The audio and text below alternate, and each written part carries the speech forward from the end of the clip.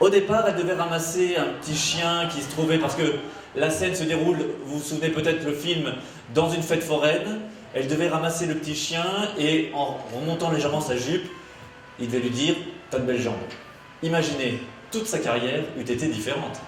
Parce que les yeux bleus de Michel Morgan, comme disait Gabin, les mirettes, il n'y a que ça que les gens regardent au cinéma.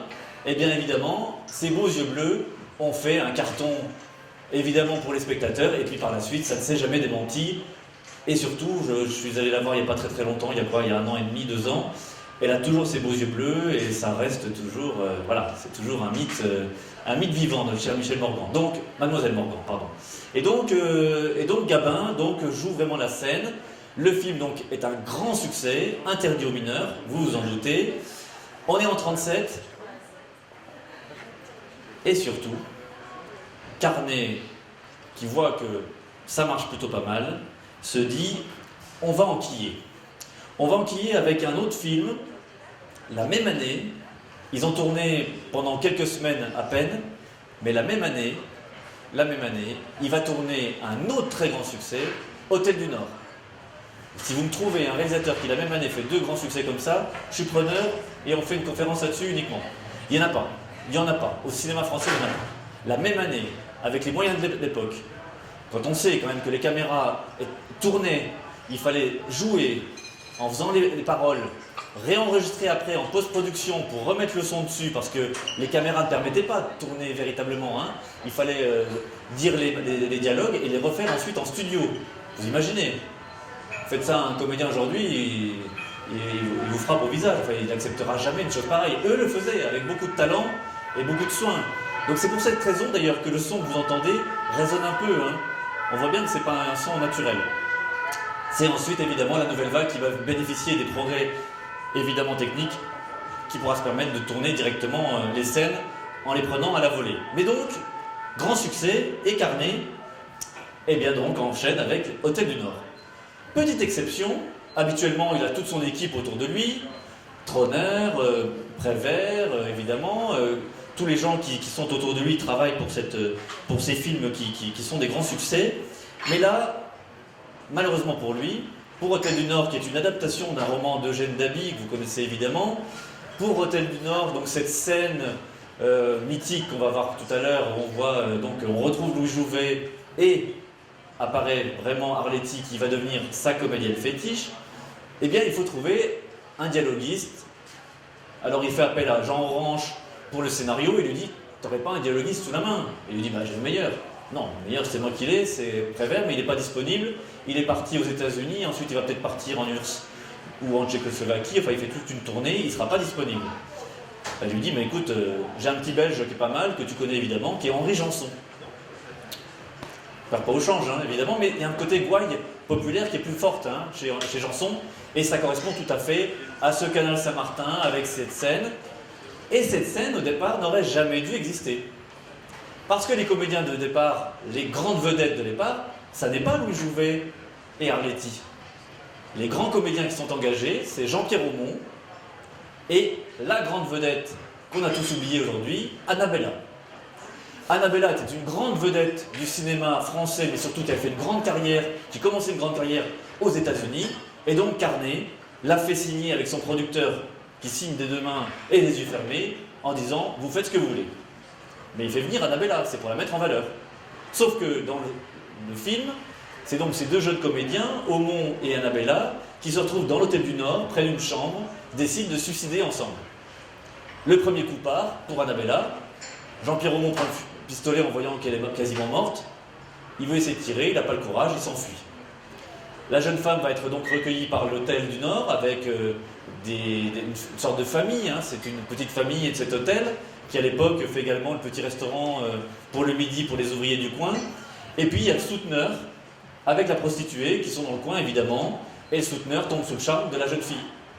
Sauf que la prostituée, elle s'est dit, elle est bien gentille là, mais je fais quoi maintenant si j'ai plus mon souteneur pour travailler avec moi? Donc ça donne des scènes évidemment cocasses, mais surtout avec beaucoup de fond, plus que ça, hein, très intéressant sur l'aspect psychologique, et surtout Arletty devient la grande vedette parce que Janson, qui est un de ses amis, se dit la petite Annabella, elle est nulle, on s'en fout, elle n'a aucun intérêt, elle va avoir peut-être ces quelques scènes parce que c'est dans le contrat, mais on va te donner les bons dialogues, on va mettre ça en valeur avec Louis Jouvet, tu vas voir, ça va être un régal.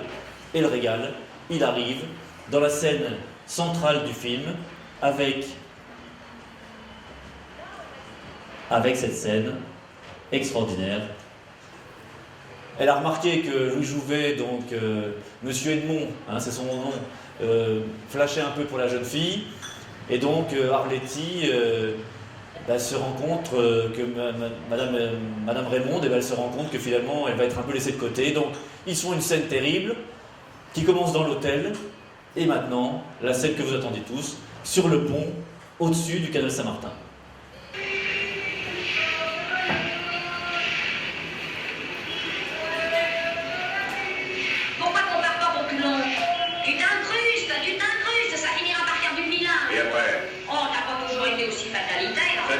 Si tu veux le résultat elle-même, pourquoi tu l'as à la caille? On n'est pas heureux tous les deux? Non. T'en es sûr? Oui. T'aimes pas notre vie? Tu l'aimes, toi, notre vie? Ou bien je m'y suis habituée. Comme Garnier à part, t'es plutôt bon mec. Par terre, on se dispute, mais au lit, on s'explique. Et sur l'oreiller, on se comprend. Alors? Alors rien, j'en ai assez. Tu saisis, je m'asphyxie. Tu saisis, je m'asphyxie. À Toulon, il y a de l'air puisqu'il y a la mer. Tu respireras mieux. Partout où on ira, ça sentira le pourri. Allons à l'étranger, aux colonies. Avec quoi? Cette idée. Alors ça sera partout pareil. J'ai besoin de changer l'atmosphère. Et moi, l'atmosphère, c'est quoi? C'est la première fois qu'on parle d'atmosphère. Tu sais, une atmosphère, t'es un drôle de bled. Oh là là, des types qui sont du milieu sans en être, qui collent à cause de ce qu'ils ont été, on devrait les vider. Atmosphère, atmosphère, est-ce que c'est une gueule d'atmosphère? Puisque c'est ça, c'est tout seul à la barrelle. Bonne pêche et bonne atmosphère.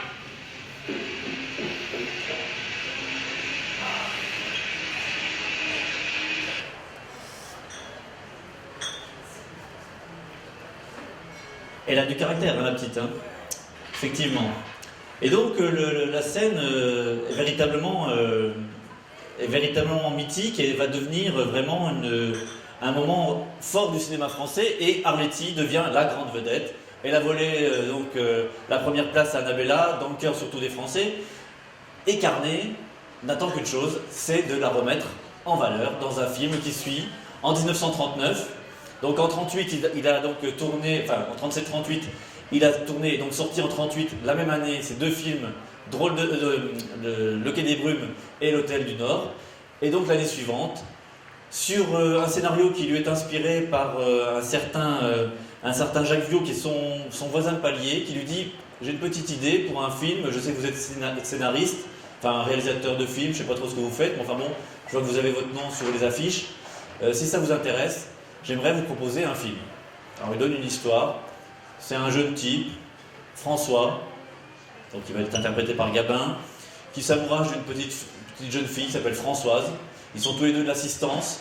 Et François, qui est ouvrier, qui travaille avec des projections de sable, donc il va mourir parce que de toute façon il en bouffe tellement que, excusez-moi l'expression, mais c'est un drame terrible de la société de l'époque, se dit les bons moments, on va les prendre quand ils arrivent. Et il s'amourage donc d'une jeune fille qu'on ne voit pas sur l'écran, qui est jouée par Jacqueline Laurent, et il s'amourage surtout d'une saltimbanque qui fait un numéro de duettiste avec Jules Berry, donc Arletty et Jules Berry. Et Jules Berry est un sale type encore, un peu comme Michel Simon, sorte de diable avant l'heure, vous verrez pourquoi, vous connaissez la suite. Et donc ce diable essaie de mettre ensemble les gens pour essayer de mieux les retirer ensuite, enfin il sème la zizanie. Et donc l'histoire, elle est intéressante, mais en soi elle n'a pas grand chose d'intéressant, ni d'original, même si c'est quand même très bien joué. Le grand intérêt, c'est surtout que c'est un film, pour la première fois, pas tout à fait dans le monde, mais au moins dans le cinéma français, c'est un film en flashback. C'est-à-dire que la première scène que vous voyez du film, c'est Jean Gabin, qu'on entend, qu'on devine dans une pièce avec Jules Berry, on entend le dialogue, on entend le pistolet qui tire, on ne sait pas qui est mort, mais on se doute bien que, évidemment, puisqu'on voit apparaître Jean Gabin, c'est lui qui a tiré, et tout le film ensuite redénoue le drame pour qu'on comprenne exactement ce qui s'est passé, pourquoi on en est arrivé là.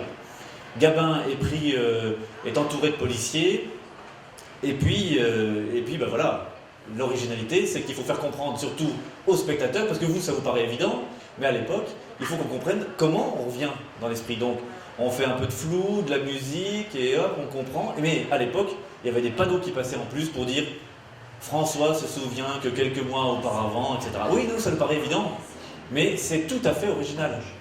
À l'époque, on tournait comme si on était au théâtre, d'une certaine manière. Il fallait dérouler le fil chronologique. Là, c'est du flashback. Et donc le film va un peu dérouter, mais pas très longtemps, parce qu'on est en 39, la drôle de guerre, la déclaration, etc., etc.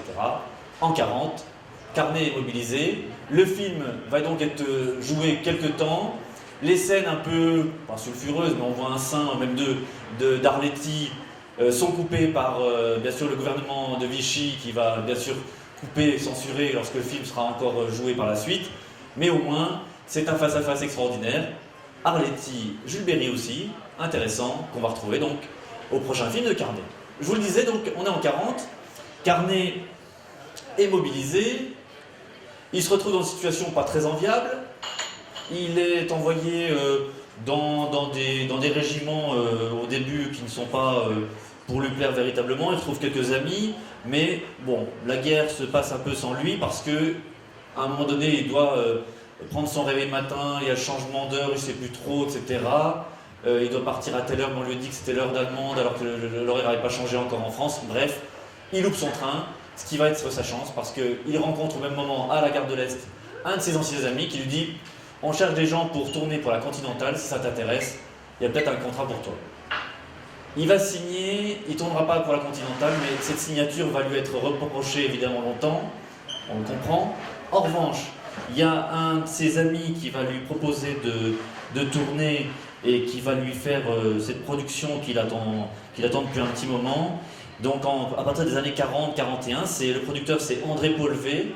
Et Paulvé lui dit, voilà, je peux signer avec toi pour 3 films, mais dans ces cas-là, il faut trouver un truc pour pas qu'on ait de problème, ni avec la censure, ni avec les Allemands, ni avec, surtout, je sais bien que la conférence était prévue pour l'entre-deux-guerres, mais on est obligé d'en parler quand même, parce que c'est 2 grands films, c'est de trouver donc un subterfuge, j'en reviens à ça, un subterfuge pour pas qu'on nous embête, en gros. Donc, Carnet retrouve Prévert qui est dans le sud de la France et lui dit « Mon cher Jacques, il va falloir trouver quelque chose parce que sinon on est mal foutu, quoi. Vu tout ce qu'on essaie de faire depuis le Quai des Brumes, d'ailleurs, depuis le Quai des Brumes, on nous accuse d'avoir mis le moral à zéro aux Français, on dit même que la débâcle c'est notre faute à cause du Quai des Brumes, et puis le jour se lève c'est pareil, enfin on tire sur des types, on fait des scènes pas possibles, donc trouve-nous un truc. » Et donc, Prévert, avec Troner, avec Vakevitch, avec tous ces gens qui l'entourent, lui dit écoute, si tu veux, on est sur la Côte d'Azur, il y a les studios de Nice qui sont là, on pourrait peut-être trouver une pièce ou une adaptation ou quelque chose qui se passe dans le passé, parce qu'au moins on ne nous embêtera pas. Alors trouvons quelque chose qui pourrait se passer, je sais pas, au XVIIIe siècle, au Moyen-Âge. Ah, bonne idée ça, Moyen-Âge. Moyen-Âge, on n'a pas de problème, on pourra faire passer des petits messages, et puis on ne nous embêtera pas pour la censure. Ça, c'est la première chose. Oui, enfin, reste à trouver quand même des comédiens, parce qu'on est quand même en 41. En 41, trouver des comédiens pour ceux qui n'ont pas été mobilisés, ou qui ne se trouvent pas en STO, ou qui ne se trouvent pas ailleurs, ou qui ne sont pas non plus embrigandés dans d'autres choses. Donc il faut trouver un truc. Alors, ils vont commencer par une chose assez originale, ce qui n'est pas souvent dans les films. Ils décident donc de faire un film qui se passe à l'époque médiévale, et ils vont commencer par la musique. Vous allez me dire, aujourd'hui ça peut se faire, on commence par la musique, Michel Legrand l'avait bien fait pour l'affaire Thomas Crown, on commence avec la musique et on monte le film dans l'autre sens. C'est-à-dire que la musique vous inspire, vous écrivez un texte, et à partir de ça, vous essayez de trouver la même ambiance. C'est exactement ce qui va se faire, c'est la première fois dans le cinéma français également, et c'est Maurice Thirier avec Joseph Cosma, excusez du peu, qui vont donc faire cette musique que vous connaissez évidemment des Visiteurs du soir, et à partir de ça, on engage les comédiens, on fait tourner à partir d'un scénario qui s'écrit avec donc Prévert et Carnet qui participe aussi à l'écriture des scénarios parce qu'il donne son avis, il a en tête ce qui doit se passer, et donc ils réunissent une distribution hors du commun. Je vous parle des visiteurs du soir. Celle d'après, qui suivra, vous la connaissez, elle est extraordinaire, mais celle-ci, elle mérite d'être citée. Arletty, Alain Cuny, Jules Berry, Marie Déa, Marcel Errand de la Comédie Française, Fernand Ledoux de la Comédie Française, Roger Blin, Gabriel Gabriot, et première apparition au cinéma, Alain Resnais, Jean Carmet, Simone Signoret. Alors, Simone Signoret, ne vous inquiétez pas, je ne vous fais pas l'affront de vous demander où est-ce qu'elle tourne. On la voit à peine dans la fameuse scène, vous savez, de banquet, hein, que l'on devine derrière la scène de banquet, mais elle fait une petite silhouette, et on la devine un petit peu dans le film. Toujours est-il que, voilà, elle apparaît à ce moment-là, et Carnet va donc se permettre un film hors du temps, avec le diable qui est joué par Jules Berry, qui met en scène, qui est donc qui est l'envoyé du diable plutôt, qui envoie deux envoyés du diable, Arletty et donc Alain Cuny, qui sont là pour essayer de semer la zizanie et de faire en sorte que le mariage prévu au départ entre le comte et la jeune fille du châtelain ne se fasse jamais, pour essayer donc de mettre en scène son odieux chantage. Le diable se rend compte que finalement les deux envoyés du diable tombent amoureux respectivement, Arletty du comte et bien sûr Alain Cuny de la fille du châtelain. Il est obligé de venir en personne, il essaie de mettre son sel, mais finalement les deux amants, notamment Alain Cuny et la jeune fille, eh bien, continuent de s'aimer malgré le sort qu'il aurait réservé, parce que vous savez qu'à la fin du film, vous vous souvenez peut-être, le diable leur jette un sort et les transforme en statues de sel, et ces statues de sel continuent d'avoir leur cœur qui bat. Formidable. Tout le monde y a vu, la résistance y continuait, parce qu'on a essayé de lire aussi, hein, les sens cachés, tout ça. La résistance y continue de travailler malgré l'occupation. C'est un petit peu tiré par les cheveux, parce que quand on le sait, Carnet l'a dit, peut-être qu'il n'avait pas tout à fait compris ça, mais au moins, pour Prévert, c'était assez clair, en revanche. Et surtout, ils font tourner, notamment des Israélites cachés, c'est le cas de Vakievitch, c'est le cas de Cosma, c'est le cas de Troner, qui continuent de travailler cachés dans la clandestinité, et le film sort sur les écrans en 1942. C'est un succès incroyable. Incroyable parce que non seulement en France, il va être rentabilisé en moins de 2 semaines, avec tout ce que ça comportait de conditions, de tournage, etc.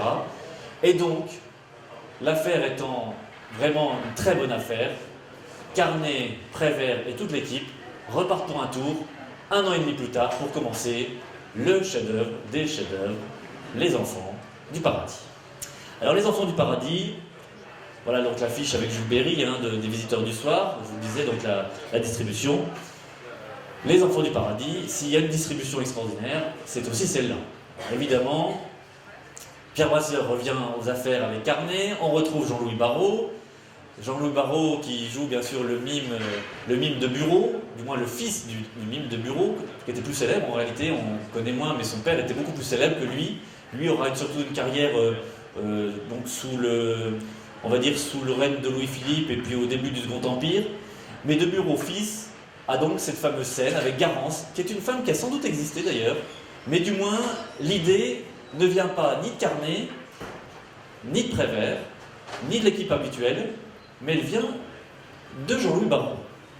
C'est Barrault, lorsqu'il se retrouve avec Madeleine Renaud pour justement tourner dans les studios de la Victorine à Nice, pour un autre film, rencontre Carnet et Prévert qui se tournent un peu les pouces en disant bon, on a eu un grand succès, on cherche autre chose dans le passé pour toujours avoir la même possibilité de tourner sans avoir de problème avec la censure, mais il faut trouver une bonne histoire.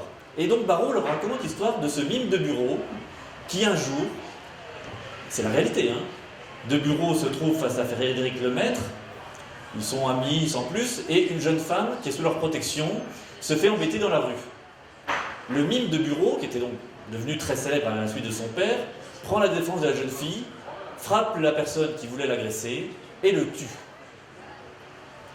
Et toute l'histoire, c'est que le tout Paris de l'époque, donc on est aux alentours des années 1835 à peu près, tout le Paris de l'époque se presse pour être au procès du mime de bureau pour enfin entendre sa voix. C'est ça toute l'astuce.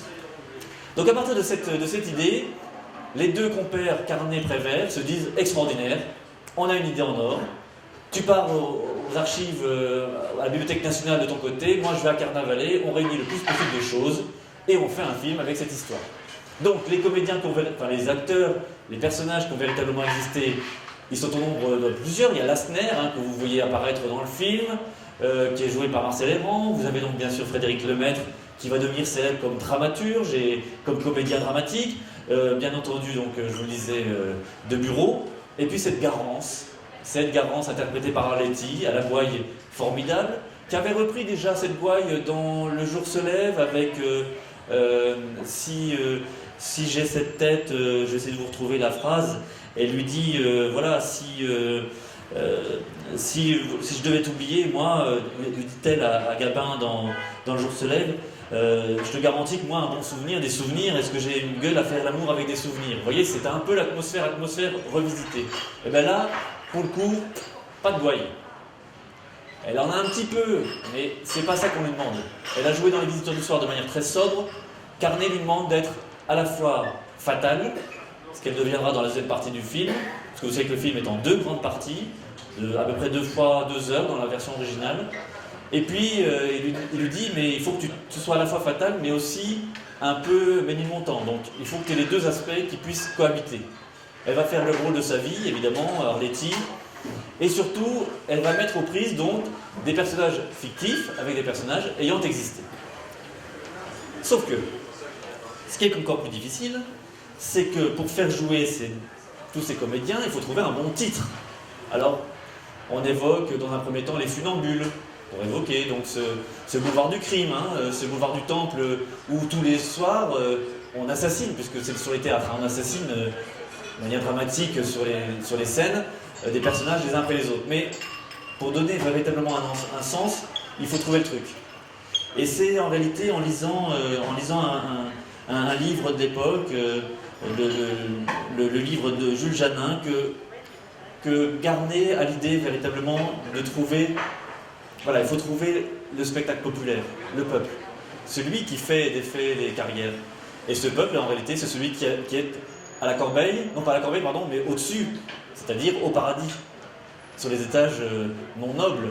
Et donc les enfants du paradis, ce sont eux qui ont commencé comme étant simples spectateurs, le maître, Garance, et bien sûr Baptiste de Bureau, et qui ensuite vont devenir, ces enfants du paradis vont donner à vivre le véritable paradis. Alors, j'en dis pas plus, vous connaissez le film, je vais pas être trop long. Ce qu'on va faire, c'est qu'on va regarder un petit peu une scène de ces enfants du paradis, et ça, c'est un véritable plaisir.